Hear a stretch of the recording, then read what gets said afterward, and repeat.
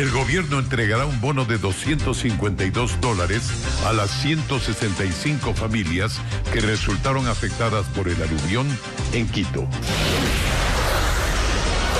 En la Asamblea se consolida una nueva mayoría conformada por correísmo, socialcristianismo y Pachacuti. El fiscal de Manabí, Juan Carlos Izquierdo, investigado por la muerte de la modelo Naomi Arcentales, seguirá suspendido por decisión del Pleno del Consejo de la Judicatura. Nuevamente se suspenden 300 rutas y más de 1.600 frecuencias de buses interprovinciales que habrían sido otorgadas de forma irregular a escala nacional. Una banda dedicada a la falsificación de dólares fue desmantelada en Loja, con información de Colombia y Estados Unidos. Las noticias en Televistazo con Alfonso Espinosa de los Monteros.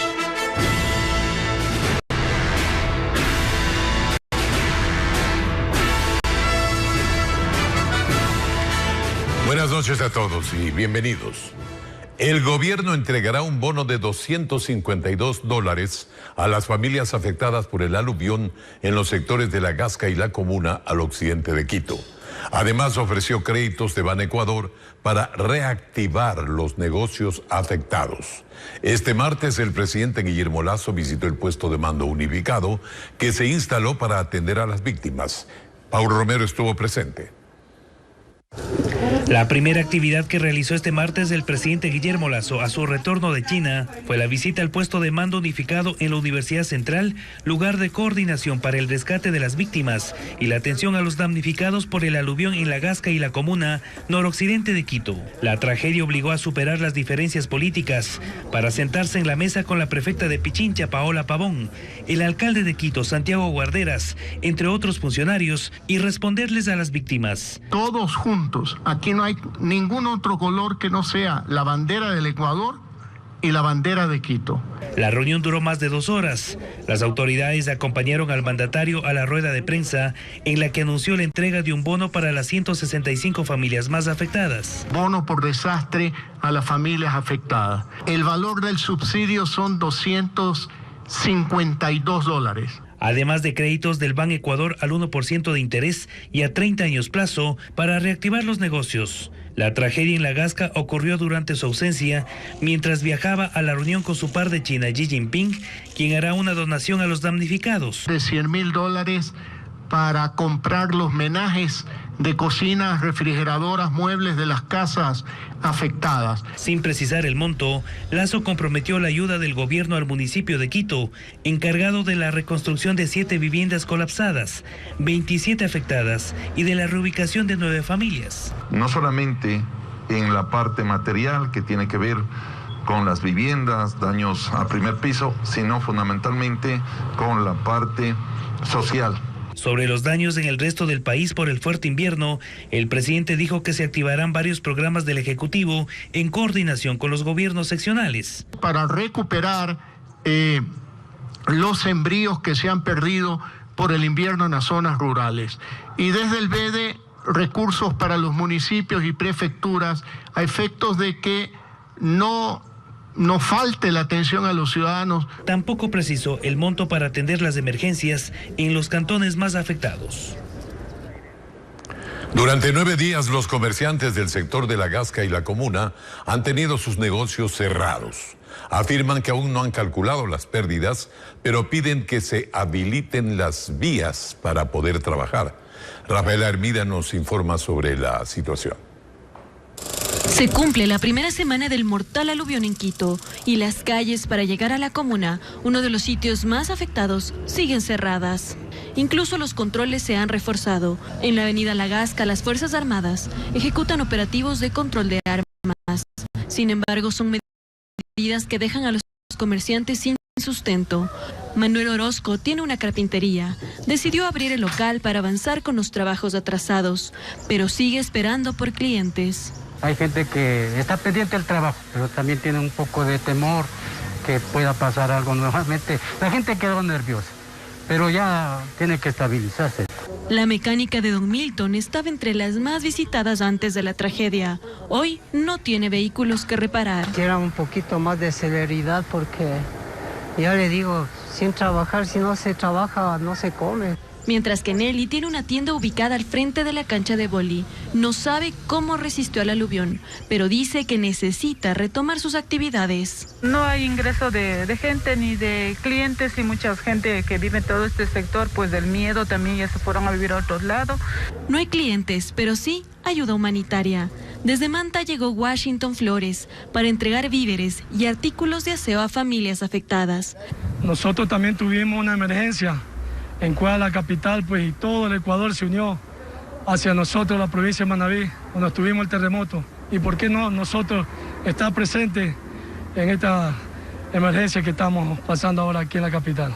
Las tareas de remediación continúan en las mismas calles, por donde hace más de una semana el lodo se lo llevó todo. Pasamos a revisar las afectaciones del invierno en el país. En Cotopaxi, las fuertes lluvias provocaron un deslave que dejó 23 casas sepultadas. Y además hay puentes colapsados que han dejado a comunidades aisladas. Patricio Viera con la noticia. Como zona de desastre, así describe Belén Piratasi el escenario que quedó en su comunidad de Yacuchaqui. Ella alertó sobre lo que había ocurrido en la zona tras caminar durante 12 horas entre lodo para llegar hasta el centro parroquial de Chuquilán, en el cantón Sichos, y pedir auxilio, ya que su comunidad quedó sepultada y entre los escombros. La escuela, solo hay un poco de carretero y ahí todo está acabado, todo. Llegado al borde, contra las piedras, todo está terminado. Las intensas lluvias que se registran desde hace 10 días en esa comunidad de Cotopaxi provocaron que parte de la montaña descendiera y destruyera su paso a 23 viviendas. No se registraron fallecidos ni heridos, pero los habitantes están consternados ante esta crítica situación, pues no solo perdieron sus casas, sino también su sustento económico, pues ellos tenían un proyecto comunitario para la cría de truchas en el que la población invirtió $12,000, pero toda la producción se perdió. Pues llovió toda la noche. A la 1 de la mañana bajó como un avión que sonaba duro. Yo levanté con una linterna y me fui a ver las truchas. Eso ya no había. Andrea Villagómez, coordinadora de la Junta Parroquial de Chuquilán, nos indicó que cerca de 1.500 familias que viven en 6 comunidades de esta parroquia quedaron aisladas. Salen con la necesidad de buscar alimentos y sobre todo ayuda, que nos puedan de alguna manera solventar las necesidades de este lugar. Al momento, los habitantes permanecen en la zona y claman la intervención de las autoridades ante este invierno destructor. Y en lo político, Izquierda Democrática se suma a Pachacuti entre las organizaciones políticas que se fraccionan en la Asamblea. El ala del movimiento indígena cercana a la CONAIE se ha unido al correísmo y Partido Social Cristiano en las últimas decisiones. Al parecer, una nueva mayoría empieza a moverse en el legislativo. Si bien la mayoría en la actual asamblea nunca fue sólida por la división en Pachacuti, las piezas se van armando al otro lado. El correísmo, Partido Social Cristiano y los legisladores que se declararon en rebeldía dentro del movimiento indígena sumarían 70. Es mayoría simple. Ellos no lo niegan. Nosotros estamos del lado del pueblo. Quienes estén del lado de los bancos y queriendo constituir una nueva bancocracia en el país, que lo hagan. Esta mayoría va a defender al pueblo ecuatoriano, cueste lo que cueste. Más aún, hoy se presentaron juntos en rueda de prensa y tomaron sus primeras acciones conjuntas. En el correísmo son cautos todavía para hablar de mayoría, pero reconocen las coincidencias. Esto le conviene al país, que la asamblea esté en este dimes y direte sin llegar a un punto común. Por supuesto que no. Yo creo que esto es lo más responsable, lo más maduro y coherente para con el pueblo ecuatoriano. Desde la antigua mayoría del oficialismo dicen que no es tanto así, que las mayorías se mueven. Esa mayoría móvil va a ir siempre en función de los procesos que estén tratándose en la Asamblea Nacional. Lo que nosotros esperamos es que todos pongan por delante al Ecuador antes de los intereses políticos y intereses partidistas. Pero sus aliados de Pachacuti están divididos y ahora sus otros cercanos también. Izquierda Democrática no sabe si resistirá a la votación de la ley para la interrupción del embarazo en casos de violación. Hay un grupo de compañeros que tienen una posición respetable por ser un tema tan delicado.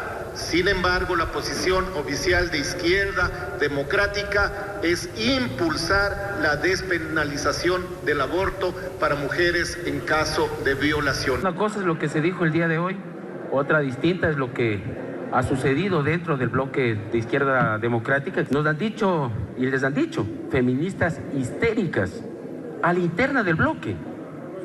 O sea, es sorprendente, y eso está en las redes sociales. Eso nosotros no lo vamos a permitir. Para evitar esos riesgos, el resto de bloques dejó en libertad a sus legisladores para que decidan su voto en cuanto a este tema. Y por ahora, al correísmo, Partido Social Cristiano y parte de Pachacutic les funciona. La mayoría ahora pasaría del lado derecho al izquierdo del Pleno. Y esta asamblea tiene apenas 9 meses de vida.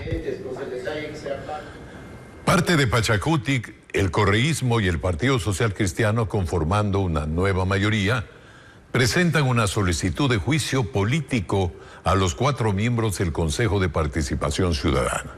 Patricio Díaz nos cuenta por qué se propone este proceso y cuál fue la reacción de los llamados a juicio político.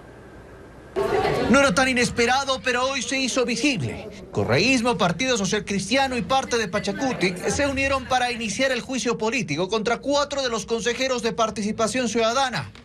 Explican por qué. Ellos piden un cambio del orden del día para modificar el reglamento que ya fue aprobado para nominar al Contralor General del Estado. Que se pretenda cambiar ese reglamento a cuestas de qué o a cambio de qué. Y la solicitud va contra los consejeros María Fernanda Rivadeneira, Ide Estupiñán, Francisco Bravo y Hernán Ulloa. Ellos reaccionaron. Pretenden que el Consejo de Participación Ciudadana sea amedrentado.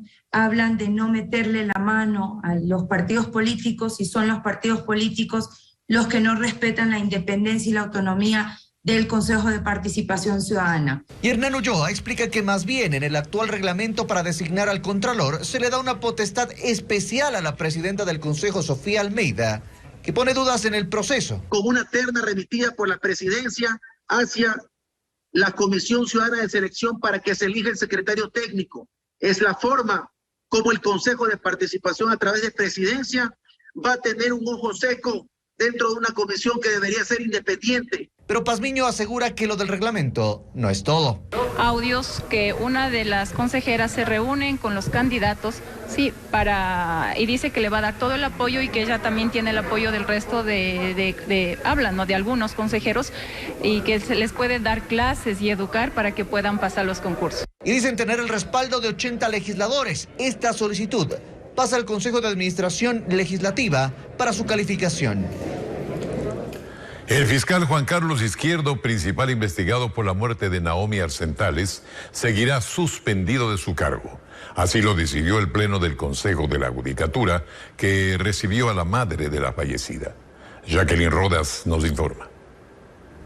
Sara Sabando, madre de Naomi Arcentales, viajó a Quito desde Manabí y se apostó al pie del Consejo de la Judicatura, con carteles con el rostro de su hija, quien apareció muerta en diciembre pasado. Junto con su abogado, pidió audiencia al Pleno del organismo para expresar su inconformidad con la decisión de la expresidenta María del Carmen Maldonado, quien el día de su renuncia levantó la suspensión al fiscal Juan Carlos Izquierdo, novio de Naomi y principal investigado en el caso. Tengo dolor, de hecho, el dolor que yo ya siento que es completamente inexplicable, pero sí tengo la esperanza de que con las nuevas decisiones que tomen ahora sean las correctas. El Consejo de la Judicatura los recibió y minutos después el nuevo presidente Fausto Murillo anunció su decisión.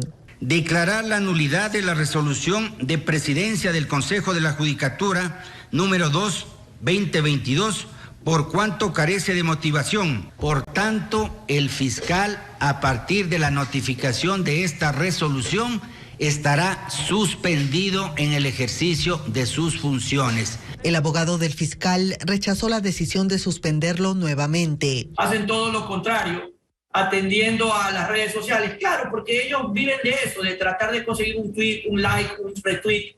para ver si así sostienen un cargo que ante el desastre que es la función judicial hoy por una falta de administración eficiente, es inocultable. La suspensión del fiscal Izquierdo es provisional y no puede exceder los 90 días. Paralelamente, enfrenta una investigación administrativa y otra penal en la Fiscalía, institución en la que labora.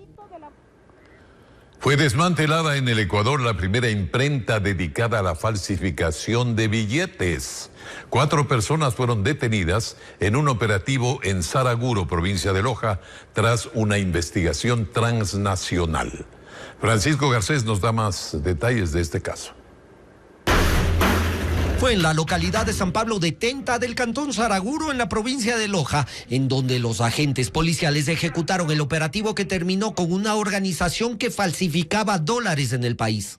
La operación dejó 4 detenidos, 3 de ellos colombianos y un ecuatoriano. La investigación se llevó a cabo junto a la Fiscalía de Colombia y el Servicio Secreto de Estados Unidos. La organización empleaba 3 máquinas de impresión que ingresaron en piezas al Ecuador, papel que venía de Colombia y tintas compradas en el mercado nacional. Esta organización, si bien venía ya actuando desde hace varios años en el territorio colombiano, ecuatoriano y peruano, en esta ocasión deciden ingresar al territorio ecuatoriano ya la maquinaria que les permita el realizar la falsificación al interior de nuestro país. En la operación se incautaron 16.600 impresiones de billetes de $20 que sumados superan los $320.000 que según la policía iban a ser enviados a Colombia y Perú.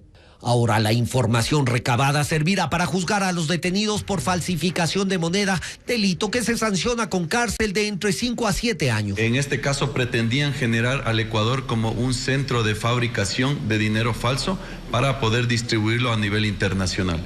Incluida la última operación, la policía ecuatoriana ha decomisado $22,9 millones falsos en los últimos 5 años. Que este es uno de los primeros casos en que se da esta modalidad. Normalmente siempre habíamos encontrado dinero falso, pero no ya una imprenta clandestina donde se elaboraba ya el dinero falsificado. La organización desarticulada escogió realizar sus operaciones en un sector rural de la provincia de Loja, buscando no llamar la atención de las autoridades.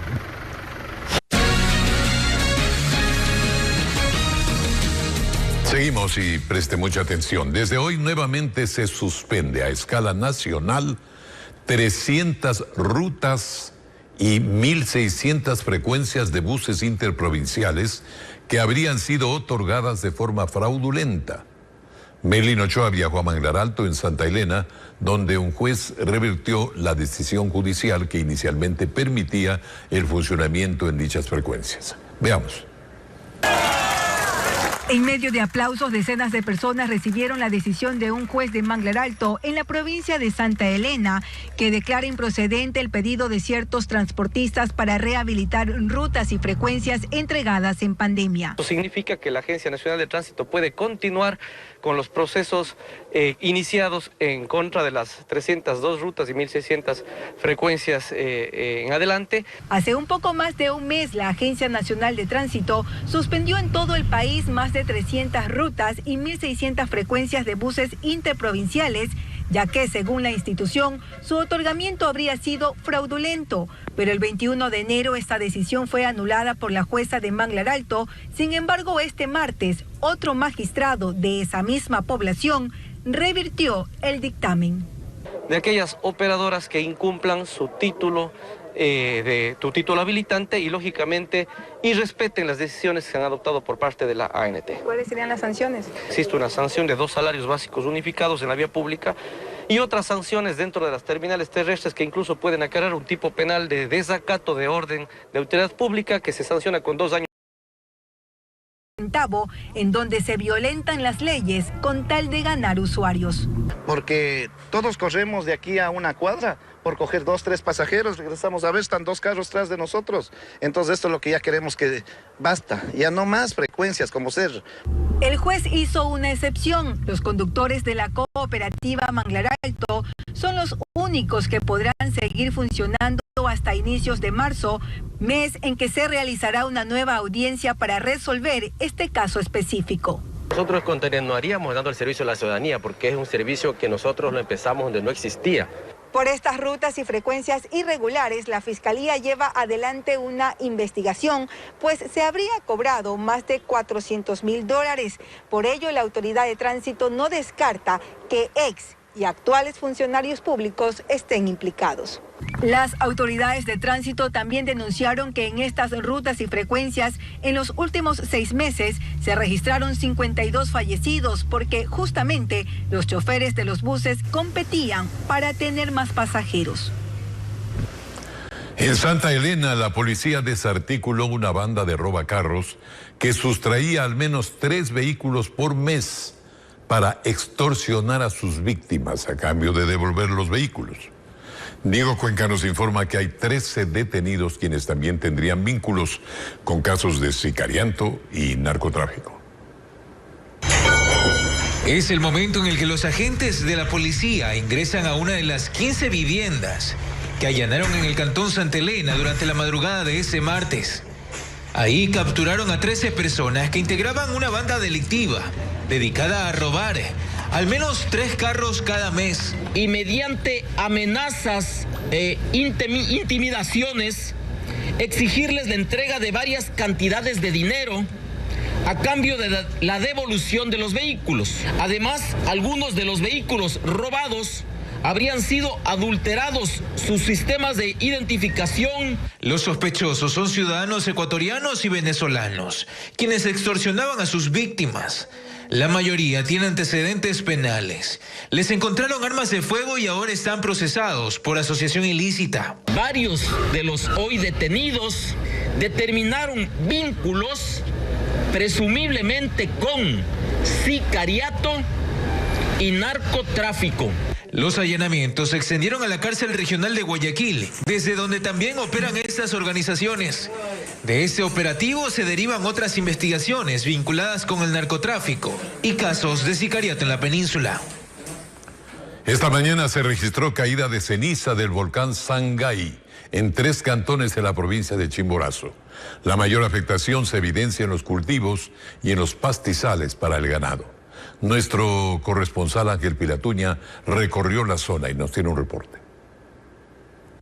Sorprendidos ante la caída de ceniza del volcán Sangay, amanecieron los habitantes de varias zonas rurales de la provincia de Chimborazo. El material volcánico ha causado alarma ante los daños que provoca para el sector agrícola de Guamote, Colta y Riobamba. En este último, una de las parroquias más afectadas es Flores. Allí José Yantalema, teniente político, señaló que 27 comunidades se han perjudicado. Sentimos que estamos afectados tanto con los sembríos o de agricultores y también con los animales. El pastizal para el ganado también está afectado. Los pobladores han tenido que limpiar con agua o sacudir la tierra antes de alimentar a sus animales, mientras que los cultivos de maíz, papa, cebada, trigo, entre otros, han quedado cubiertos de ceniza. Simón Quispe, morador de la comunidad Salarón, desde temprano realizó la limpieza del techo de su vivienda por la acumulación de ceniza. Con la escalera subiendo arriba, estoy lavando con el agüita todo lo que está la ceniza para que no agarre con techo. Mientras tanto, funcionarios del municipio de Colta han iniciado la limpieza de aceras y vías. Las autoridades continuarán monitoreando la situación ante esta nueva caída de ceniza del volcán Sangay.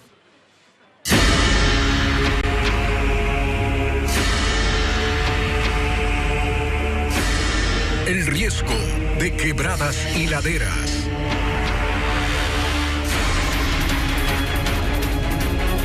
Bueno, ya conocemos, pues Quito es una ciudad en alto riesgo. Lo sucedido en los sectores de La Gasca y la Comuna lo están confirmando. Es solo una muestra de las amenazas que están sobre la ciudad a causa de la expansión urbana descontrolada y la falta de políticas para proteger las laderas y las quebradas, las del Pichincha en particular. Francisco Garcés recorrió las zonas cercanas a las quebradas de Quito y en un primer reportaje nos muestra los riesgos que existen. El asunto no ha pasado.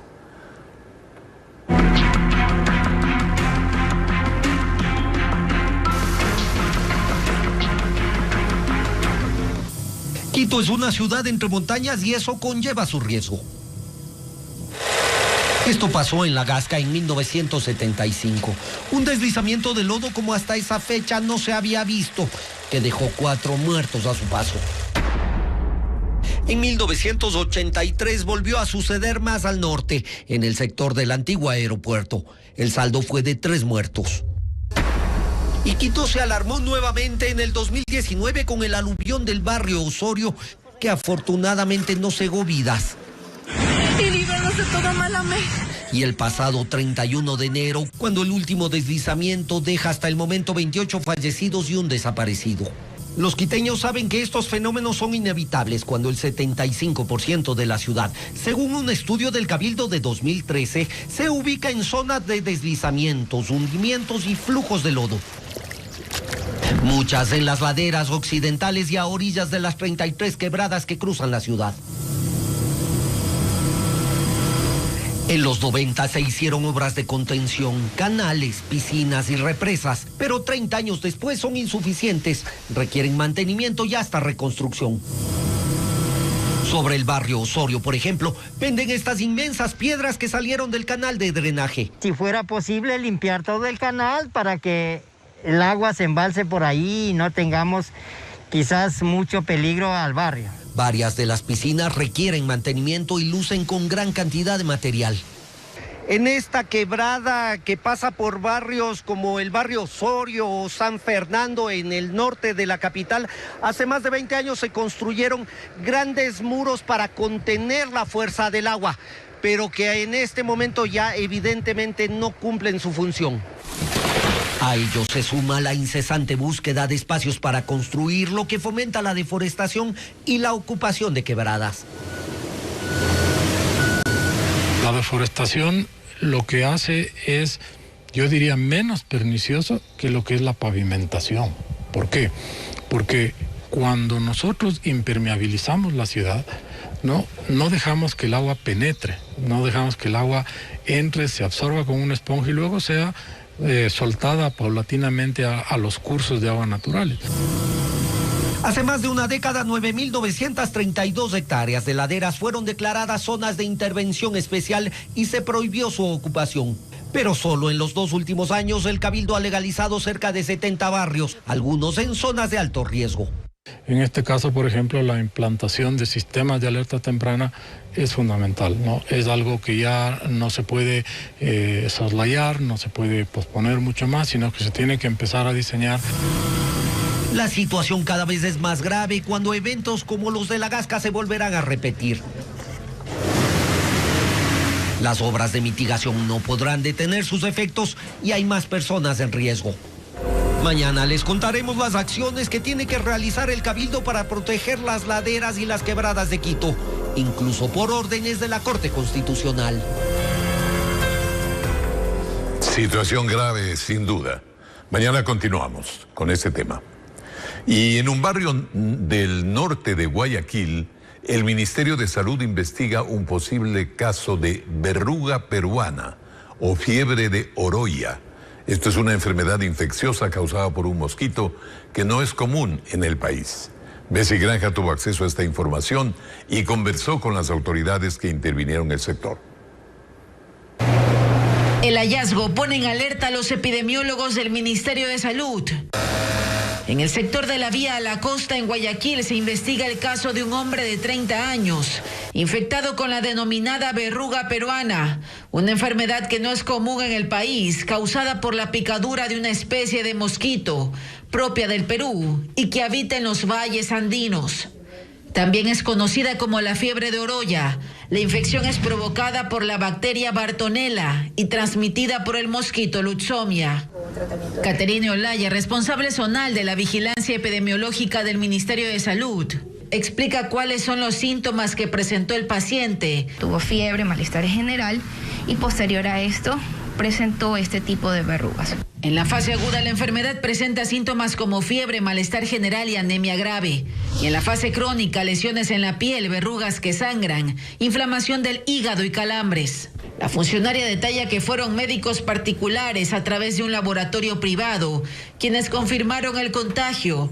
se le hizo un estudio histopatológico. En este momento ya está en esta muestra que se tomó también el día de ayer en el INSPI para ser analizada y corroborar si efectivamente se trata de un caso. Recordemos que está en investigación.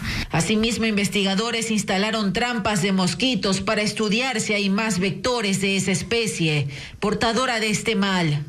Durante 2 meses el Ministerio de Salud intervendrá a esta zona. En ese tiempo aprovecharán para captar la mayor cantidad de mosquitos en las trampas y realizar la investigación. Asimismo, aquí se sumó una brigada del municipio de Guayaquil para el control vectorial. Se esperan los resultados de las investigaciones del único caso reportado en este sector.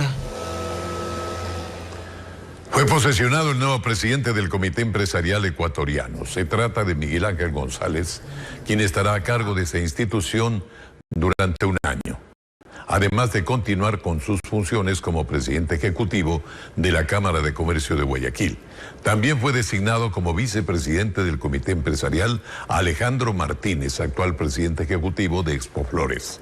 Temas como los acuerdos comerciales entre Ecuador y China y también con México, además de la reforma laboral y la ley de inversiones, forman parte de la agenda de estos representantes gremiales como parte del plan de reactivación económica.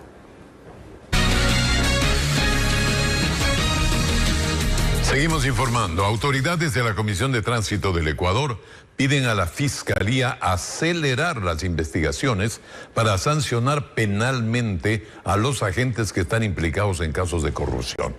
Son al menos 17 uniformados los señalados y que tras 7 meses de haber una denuncia formal aún no han sido detenidos y seguirían cometiendo irregularidades. Diego Cuenca con este informe. Son 17 los agentes de la Comisión de Tránsito del Ecuador que estarían implicados en casos de corrupción desde julio del año pasado. Ya son 7 meses desde que fueron detectados y no ha pasado nada. Siguen trabajando como este uniformado que a finales de enero fue captado recibiendo coimas de choferes de los buses que salen de la terminal terrestre de Guayaquil para que las unidades no sean revisadas. El director de esa entidad dice que no hay detenidos ni procesados penalmente a pesar de que entregaron todas las evidencias a la Fiscalía en una denuncia. Ante la falta de las diligencias realizadas por la Fiscalía, la gente piensa que esto no les va a pasar nada y por eso pues surgió nuevamente este inconveniente. Señala que la corrupción continúa al interior de la denominada Garita 3 de la terminal, donde los agentes piden $1 a cada uno de los 3.000 buses que salen diariamente. Es decir, que al mes estarían recolectando cerca de $90.000. Porque algunos son los receptores, pero luego existe una repartición. La institución puede destituirlos o sancionarlos, pero tampoco han tomado esa decisión. ¿Por qué razón? Porque el rato que separamos a la institución, a esa persona de esa institución, quizás puede alegar que él ya fue sancionado por esa causa y una persona no puede ser sancionado 2 veces por la misma causa. A estos casos se suma el de una funcionaria administrativa que este lunes recibió arresto domiciliario por cobrar a un usuario un trámite que es gratuito en las oficinas ubicadas en la avenida Juan Tanca Marengo, norte de la urbe. Así, las actuaciones de los uniformados están en la mira de las autoridades en busca de exterminar la red de corrupción que desde hace tiempo opera en la Comisión de Tránsito del Ecuador. Murió el hombre que resultó herido en el cruce de balas con guardias de seguridad en medio del asalto a una cooperativa de ahorros en Portoviejo. Él fue identificado y es oriundo de la provincia del Guayas. Se confirmó también que preliminarmente el perjuicio económico del asalto bordea los $200.000. Esta madrugada se confirmó la muerte de uno de los presuntos asaltantes que este lunes ingresaron a robar en una cooperativa de ahorros en Portoviejo y que había resultado herido con una bala en la cabeza tras un enfrentamiento con los guardias de seguridad. El hombre fue identificado como Arturo Carrasco, de 44 años. Tras 15 horas de hospitalización, murió. Era oriundo de Milagro, provincia del Guayas, y la policía lo ubica en la escena como parte de la banda delincuencial que protagonizó el atraco, del cual no se ha determinado con exactitud el monto de lo sustraído, pues hasta esta mañana no había denuncia. La policía judicial ya está esperando la delegación de fiscalía. Eso es lo importante que necesitamos en este momento, porque ya pasó el delito flagrante. Se presume que aproximadamente son $200,000. En los videos de seguridad de las cámaras frente a la entidad se observa que hubo un segundo sujeto que resultó herido. Es el que luego se levanta y se lleva un bolso. Logra escapar con ayuda de un cómplice que lo esperaba más adelante en una moto.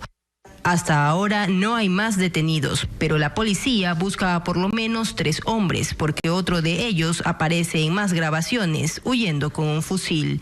De primera mano se conoce que existiría la participación tanto de personal o gente de aquí de Manabí, como posiblemente gente que vino desde Guayaquil a realizar este tipo de evento. En los operativos de búsqueda se ha decomisado una moto y un fusil que se suman a las 3 armas que este lunes hallaron en la escena. Con la muerte del sospechoso en este robo, Manabí ya registra 38 muertes violentas en lo que va del año.